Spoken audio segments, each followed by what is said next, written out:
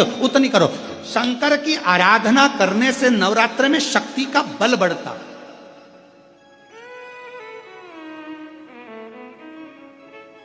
शक्ति का बल। क्यों गुरुजी नवरात्र में शंकर जी की आराधना क्यों करना चाहिए? हमने कहा अगर माता रानी से जो मांगना है तुम्हें, अगर तुमने नवरात्रे में शिव जी की आराधना करिए, शंकर की कथा सुनिए, शंकर की आराधना करिए, शिव स्तुति करिए, शंकर को एक लोटा जल चढ़ाया, मां आद्य शक्ति तुम्हारे पर कृपा करेगी। क्यों? क्योंकि जिस स्थान पर शिवलिंग रखा होता है और जो हस्त कमल है वो मां पार्वती जगत जननी दुर्गा भवानी है। जब हम जल चढ़ाते हैं मां आद्य शक्ति अम्बा जगदम्बा और जगत जननी नवरात्र में प्रसन्न हो जाती है। वो जल की इतनी महत्वता है। आद्य शक्ति को प्रसन्न करना है, नवरात्र में शिव जी को जल चढ़ा होती है। नवरात्र की जो पंचमी तिथि है, उस पंचमी तिथि के दिन अशोक सुंदरी का जो स्थान होता है उसको समझिएगा थोड़ा सा। जैसे ये शिवलिंग है और ये जलाधारी है भगवान शंकर की। ये शिवलिंग, ये जलाधारी, और जलाधारी में जो जल बहता है उसमें बीच में जो मोटी सी लाइन रहती है वो अशोक सुंदरी होती है। जैसे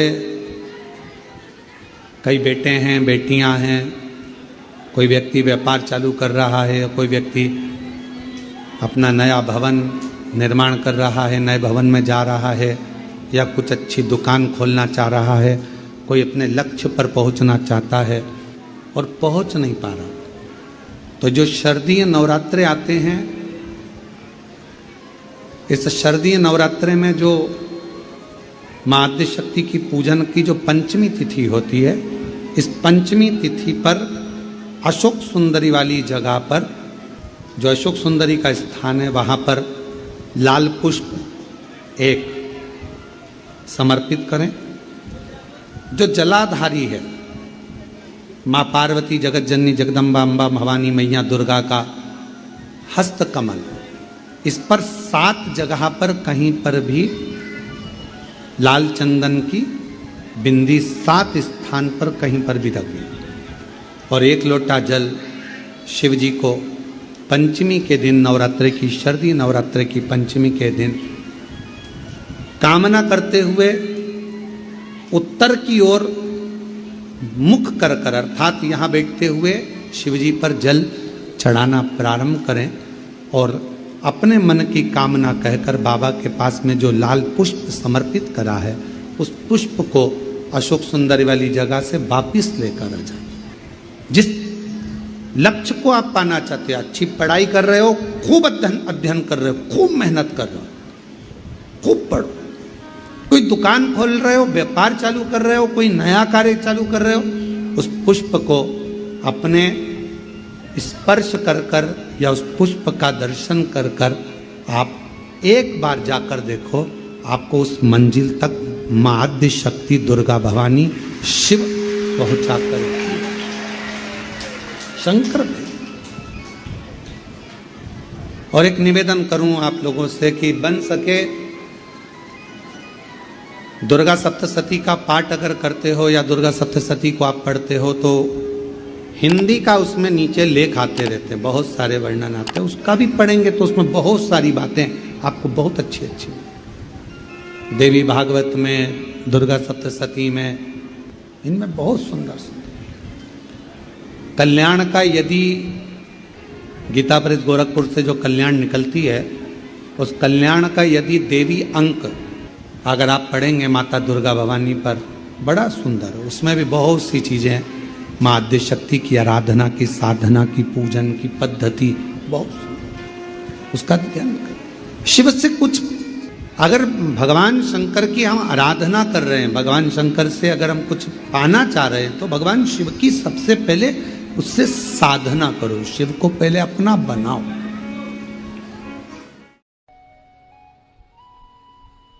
और नवरात्रे में भी देवी की आराधना का एक स्मरण का सुख है महाराज। ज्योत का विधान है, नवरात्रे में देवी की ज्योत लगती है, अखंड ज्योति लगती है, जवारे बुआए जाते हैं, कलश लगता है, ज्योत का भी विधान है। जिसके यहां दिया अखंड जलाया जाता है, अगर वो दिए की बाती अगर दक्षिण दिशा की होती है तो उसके घर में साल भर में एक घात जरूर होती है।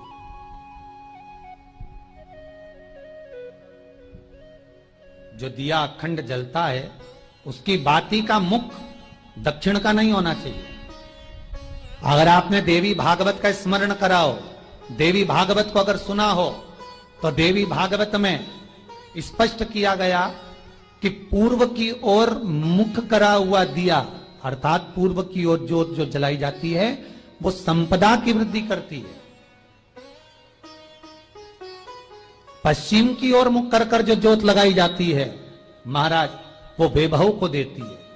और उत्तर की ओर जो मुख कर कर ज्योत जलाई जाती है, उत्तर की ओर जो ज्योत का मुख रहता है वो आयु की वृद्धि करती है, घर में अकाल मौत को रोकती है।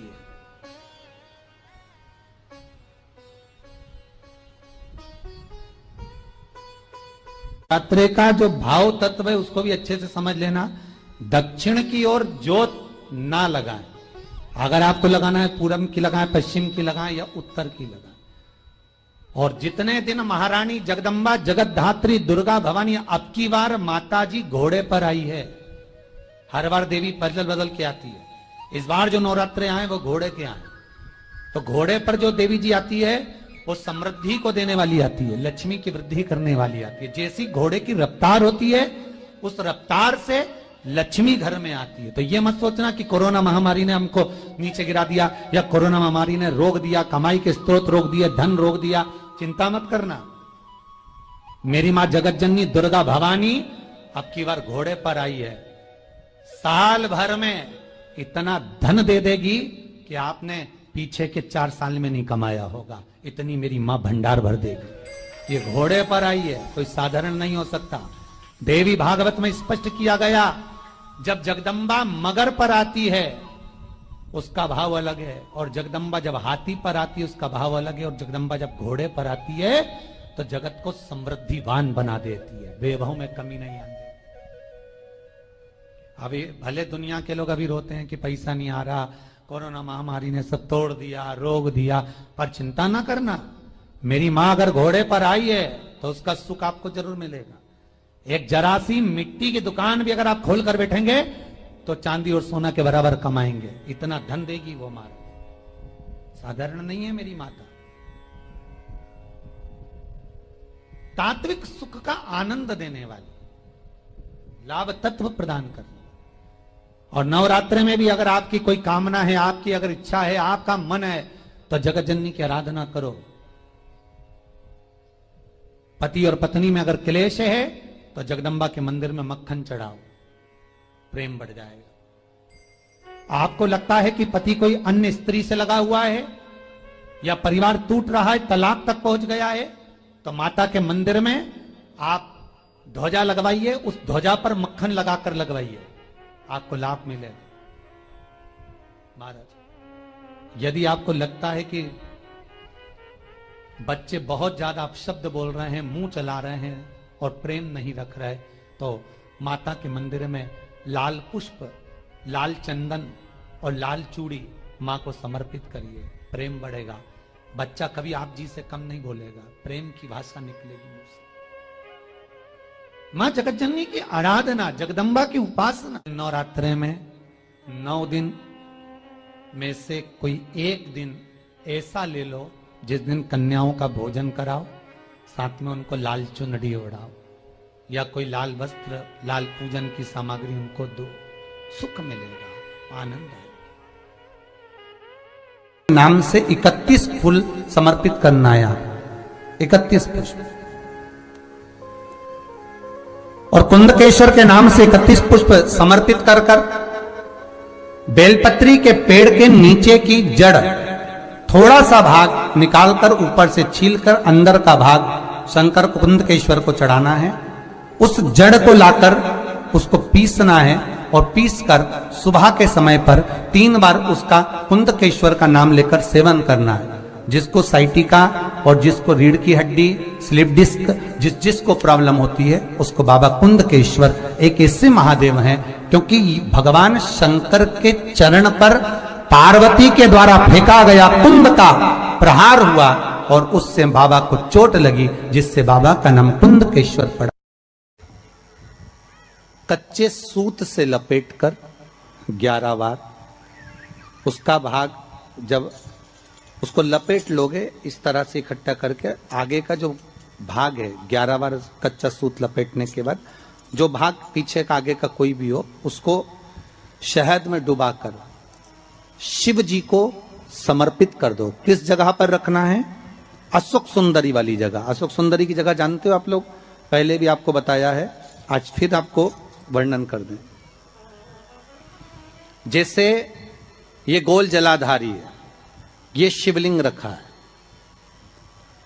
ये दो जहां से पानी बह रहा है बाबा के चरणारविंद, राइट में श्री गणेश जी का स्थान, लेफ्ट में कार्तिकेय का स्थान, बीच में अशोक सुंदरी की जगह।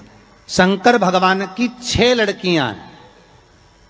भगवान शंकर के 13 बच्चे, 13 बच्चों में से 6 लड़कियां, उस 6 लड़कियों में से एक लड़की का स्थान, भगवान शंकर की एक बेटी का स्थान, अशोक सुंदरी का स्थान सामने। पद्म पुराण में स्पष्ट किया ये स्थान अशोक सुंदरी का। शंकर भगवान की जलाधारी में पार्वती जी का हस्तकमल, ऊपर से जो एक एक बूंद पानी गिरता है, ये शंकर भगवान की 5 लड़कियों का स्थान है। जया, विषहरा, शामरी बारी, दौतली और देव। शंकर भगवान की 5 लड़कियां भगवान शंकर के मस्तक पे जल की धार गिरा रही हैं। बीच में जो अशोक सुंदरी का स्थान है महाराज, उस जगह पर शहद का मुख, जो शहद आपने भिंगोया है, उस शहद का मुख शंकर जी की ओर कर कर इसी चैत्र के महीने में, इन्हीं नवरात्रि में शंकर भगवान के उस अशोक सुंदरी की जगह पर शहद का भाग शिव जी की ओर रख दें। महाराज, अगर घर में संपदा की कमी हो या कोई पैसा खा गया हो, रुपया नहीं दे रहा हो, पैसा अटक गया हो, तो उस शहद को शिव जी की ओर मुख कर कर उस आम के पल्लव की जो डंडी है उसको 11 डंडी को वहां रख दीजिए और उससे अपनी कामना कर कर आ जाइए। हो सके उस शहद में से थोड़ा सा शहद किसी रुमाल पर, किसी कपड़े में लगाकर उसको रख लीजिए। जिस व्यक्ति से पैसे लेना है, जिस व्यक्ति से पैसे मांग रहे हो, उससे एक बार जाकर मिल लीजिए, एक बार उसको खबर कर दीजिए। बाबा चाहेगा भोलेनाथ तो नवरात्रि में ही पैसा वापिस आ जाएगा, अगर शिव कृपा कर देगा। ये बाबा की करुणा। आम का पल्लव कोई साधारण नहीं जिसको कलश के ऊपर रखा जाता है, शिव की कृपा। जिस आम के पेड़ पर स्वयं कामदेव चढ़कर भगवान शंकर के तीसरे नेत्र द्वारा जलकर भस्म हो जाते हैं, वो आम का पेड़ साधारण नहीं हो सकता। 9 दिन में 1 दिन अगर घर में ज्यादा बीमारी फैल रही हो, कोई ना कोई बीमार पड़ रहा हो, तो 1 लोटा पानी सुबह स्नान कर कर घर के चारों तरफ घुमाकर नीम के पेड़ के नीचे नवरात्र में डाल देना। महाराज 3 या 4 दिन लगेंगे, आराम लगना चालू हो जाएगा, घर से रोग दूर हो जाएगा।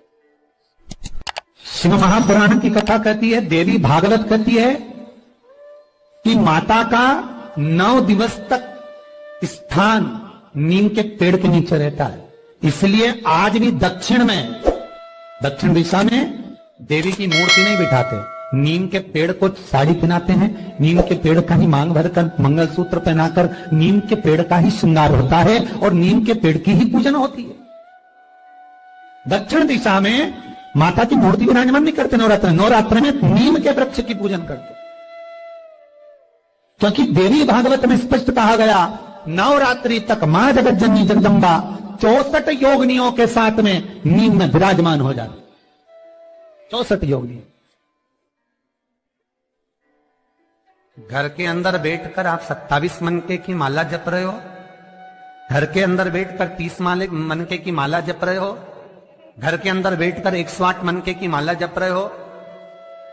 आप जितने भी मनके की माला घर के अंदर बैठ रहे हो और जप रहे हो, उसका पुण्य आपको प्राप्त होगा, मना नहीं है, मिलेगा। पर रुपये में से 54, रुपये में से कितना मिल रहा है? 54, 25%।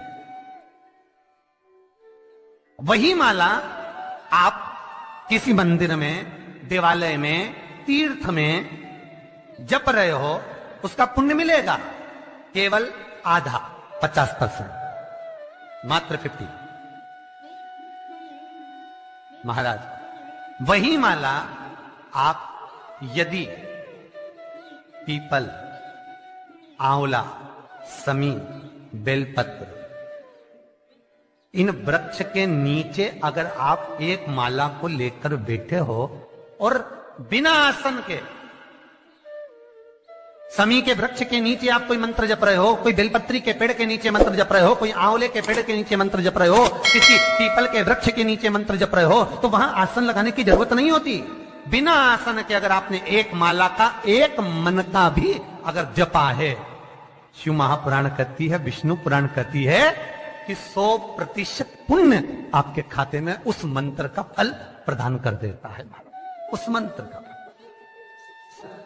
शिव महापुराण की कथा, लिंग पुराण की कथा, विष्णु पुराण की कथा, पद्म पुराण की कथा कहती है कि किसी वृक्ष के नीचे, जिन वृक्षों का गुणगान हमारे शास्त्र करते हैं, जिन वृक्षों का गुणगान हमारी पुराणे करती हैं, उन वृक्ष के नीचे अगर एक मंत्र का मन का भी फेरा जाए तो उसका पुण्य हजारों गुना प्राप्त हो जाता, आप रूप प्राप्त होता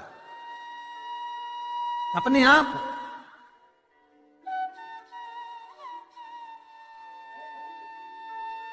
आप जिस पुण्य को करना चाहे, मेरा बहुत निवेदन है महाराज, बहुत प्रयास करा करो, प्रयास करना। अगर हाथ के मनके की माला भी नहीं हो और किसी पीपल के पेड़ के नीचे 15 मिनट बैठने का मौका मिल गया, आंवले के वृक्ष के नीचे 5 मिनट बैठने का मौका मिल गया, किसी आंवले के वृक्ष के नीचे आप 5 मिनट बैठे हो, ओम नमो नारायण का मंत्र का स्मरण कर लो, ओम नमो भगवते वासुदेवाय का जाप कर लो, बस उसका फल 100 गुना, हजारों गुना प्राप्त हो जाता है। शमी के पेड़ के नीचे बैठे हो, श्री शिवाय नमस्तुभ्यम